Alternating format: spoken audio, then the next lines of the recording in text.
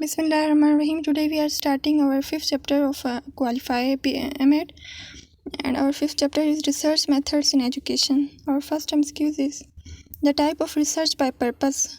Purpose के लिहाज से रिसर्च की कितनी टाइप्स होती हैं? Basic research, applied research and action research. तो ये all above is the correct option.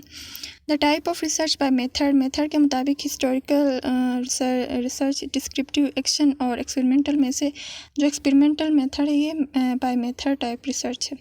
The research concern with development of theories. ऐसी रिसर्च जिसमें डेवलपमेंट ऑफ थ्योरीज होती है तो उसको हम कहते हैं basic research. The research concern with the use और टेस्टिंग ऑफ थ्योरीज, मतलब जो थ्योरीज हम डेवलप किए हैं बेसिक रिसर्च के थ्रू उसको यूज़ करना और टेस्ट करना, तो ये अप्लाइड रिसर्च में आता है. The research concern with classroom problem. Classroom problem के अंदर जो रिसर्च अप्लाई होती है उसको एक्शन रिसर्च कहते हैं. The research involve in explaining events of the past के इवेंट्स को एक्सप्लेन करने के लिए जो रिसर्च यूज़ होती है उसको हिस्टोरिकल रिसर्च कहते हैं. The research concern with current status of the subject of study, इसको हम कहते हैं descriptive research. The effect of independent variable on dependent variable studied in. Dependent और इंडिपेंडेंट वेरिएबल के बारे में हम स्टडी करते हैं एक्सपेरिमेंटल रिसर्च में. Criticism is an important step in historical research. में एक इम्पॉर्टेंट स्टेप क्या है? क्रिटिसिज्म है. रेंडमली फार्म्ड ग्रुप्स, जो रेंडमली फार्म्ड ग्रुप्स बनते हैं ये किसकी कैरेक्टरिस्टिक है? एक्सपेरिमेंटल रिसर्च में रेंडमली फार्म्ड ग्रुप्स को फॉर्म किया जाता है. काज एंड इफेक्ट रिलेशनशिप, जो काज और इफेक्ट रिलेशनशिप है ये किसमें इस्टेब्लिश होता है? एक्शन रिसर्च में ये इस्टेब्लिश होता है. और जो कंट्रोल ग्रुप होता है ये एक्सपेरिमेंटल रिसर्च की एक कैरेक्टरिस्टिक है. Data is collected through questionnaire, interview और ऑब्जर्वेशन. इन डेटा कलेक्ट किया जाता है क्वेश्चनएयर, इंटरव्यू, ऑब्जर्वेशन के थ्रू. किस रिसर्च में? डिस्क्रिप्टिव रिसर्च में. Development and testing of hypothesis, जो डेवलपमेंट होती है और टेस्टिंग ऑफ हाइपोथेसिस ये किस में होता है? एक्सपेरिमेंटल रिसर्च में ज़रूरी होता है. A tentative explanation of phenomena और इवेंट. टेंटेटिव जो हम देते हैं आइडिया या एक्सप्लेनेशन देते हैं उसको हम कहते हैं hypothesis. The important characteristic of a research problem is novel होना चाहिए, रिसर्च एबल होना चाहिए और सिग्निफिकेंट होना चाहिए. तो ये तीनों कैरेक्टरिस्टिक्स होनी चाहिए. तो all above is the correct answer. Hypothesis states no relationship between two variables. ऐसी हाइपोथेसिस जिसका रिलेशनशिप नहीं हो तो वेरिएबल्स के साथ, तो उसको हम कहते हैं नल या स्टैटिस्टिकल हाइपोथेसिस कहते हैं. Hypothesis which states relationship between two variables के दरमियान में जो अगर रिलेशनशिप को जाहिर करे तो ऐसे उसको वेरिएबल्स को हम कहते हैं, ऐसी हाइपोथेसिस को कहते हैं research hypothesis. The group selected for the purpose of research. Purpose of research के लिए जो हम ग्रुप सेलेक्ट करते हैं वो पॉपुलेशन होती है, ठीक है. The representative group selected by specific procedure from population. Population से हम एक स्पेसिफिक जो प्रोसीजर के जरिए एक रिप्रेजेंटेटिव ग्रुप को सेलेक्ट करते हैं तो उसको हम कहते हैं सैम्पल, ठीक है. The specific procedure use to select representative group from population से एक रिप्रेजेंटेटिव ग्रुप को सिलेक्ट करना, तो इसको हम कहते हैं सैम्पलिंग, ठीक है. अच्छा, the minimum size of the sample is in experimental research. Experimental research में मिनिमम साइज सैम्पल का होना चाहिए 15 पर group. Sampling in which are individuals है equal chance of selection. Equal chance of selection होगी तो उसको हम रैंडम सैम्पलिंग कहेंगे. Representation of same proportion of individuals in a sample as they exist in population, इसको कहते हैं स्ट्रेटिफाइड सैम्पलिंग. इसमें सैम्पलिंग की भी बहुत सारी टाइप्स होती हैं, ठीक है. The sampling in which group rather than individual selected, इसमें ग्रुप को सेलेक्ट किया जाता है, इंडिविजुअल्स को सेलेक्ट नहीं किया जाता, इसको कहते हैं cluster sampling. The sampling in which the individuals are selected from a list at specific interval, या सीक्वेंस में इंडिविजुअल्स को सेलेक्ट किया जाता है, उसकी सैम्पलिंग की जाती है, तो उसको कहते हैं systematic sampling. The minimum sample size in descriptive research, जो डिस्क्रिप्टिव रिसर्च होती है इसमें मिनिमम साइज सैम्पल होना चाहिए 20% of the population. Pre testing the instrument to detect weakness, किसी भी इंस्ट्रूमेंट को चेक करने के लिए, ठीक है, डिटेक्ट करने के लिए उसके अंदर क्या वीकनेस है तो उसके लिए जो प्री टेस्टिंग करते हैं उसका नाम होता है pilot testing. The arithmetic average of the scores, जो अर्थमेटिक एवरेज होता है उसको हम मीन कहते हैं.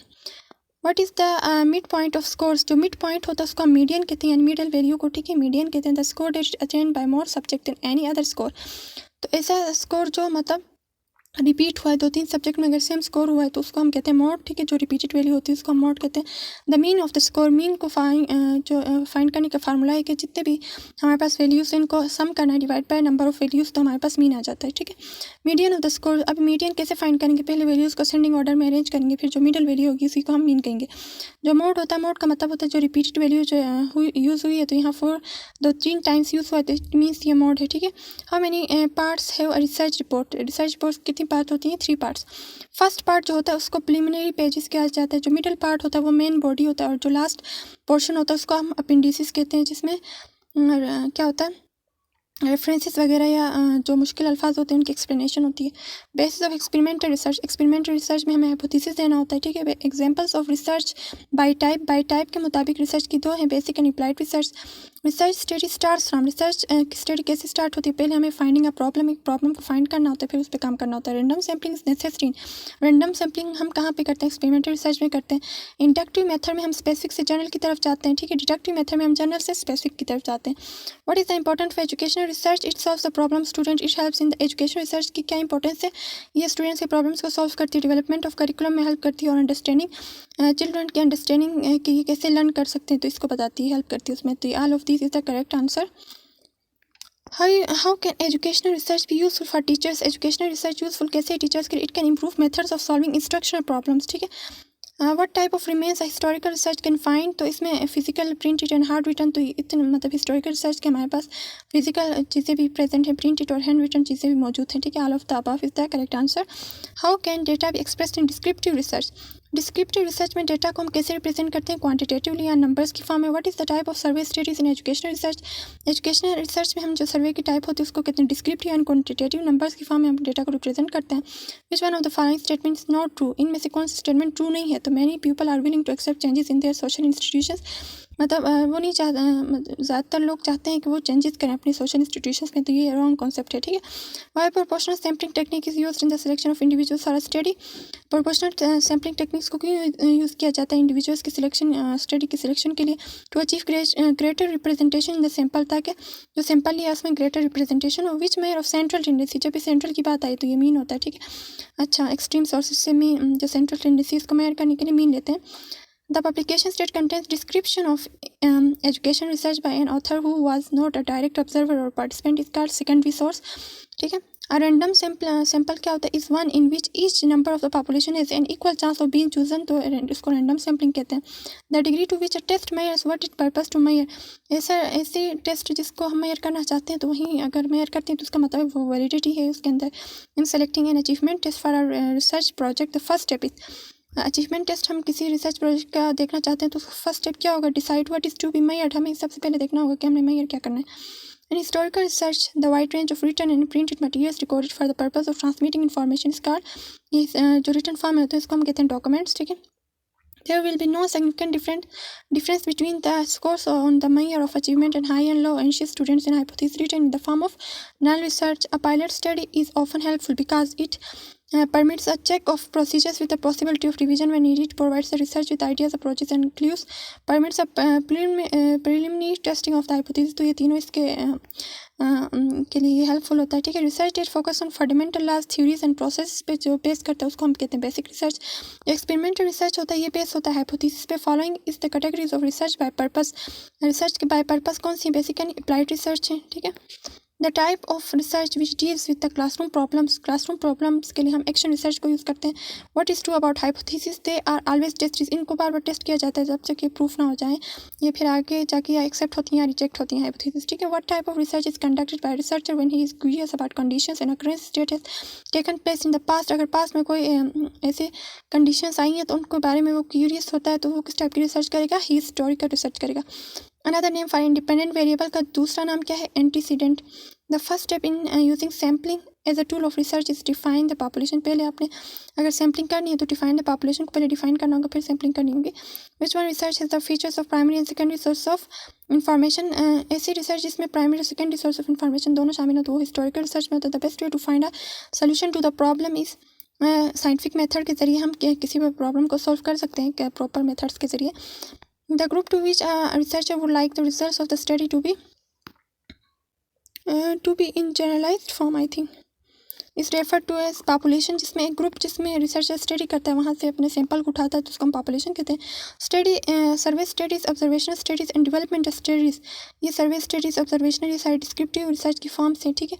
Administration of the instrument on 2 or 3 respondents to find out flaws, मतलब एडमिनिस्ट्रेशन करते हैं किसी भी इंस्ट्रूमेंट के 2-3 जगहों से उसे चेक किया जाता है तो उसको हम कहते हैं पायलट टेस्ट, ताकि उसमें जो फ्लॉज या कमियाँ हैं उसको दूर किया जाए, ठीक है।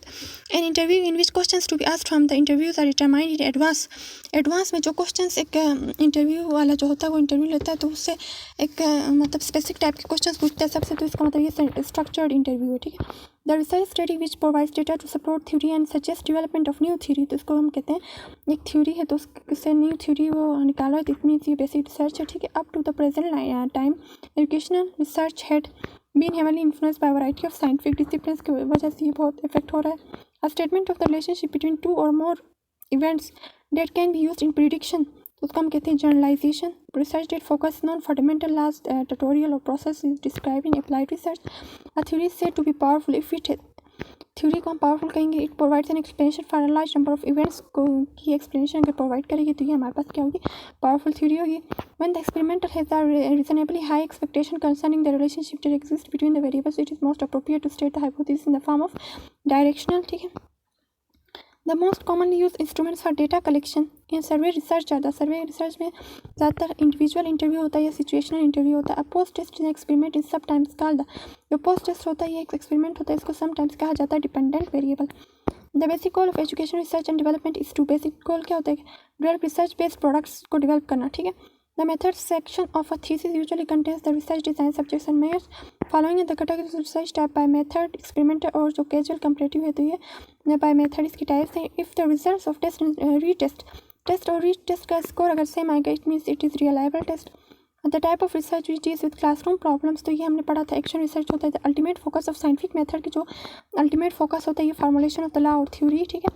The degree to which a test consistently measures what it to measure, जो मेयर करना चाहता है वो आ रहा है बार बार, इट मीन्स की रिलायबल टेस्ट है। The degree to which a test measures what is suppose to measure, it means it valid test, ठीक है, वैलिडिटी है।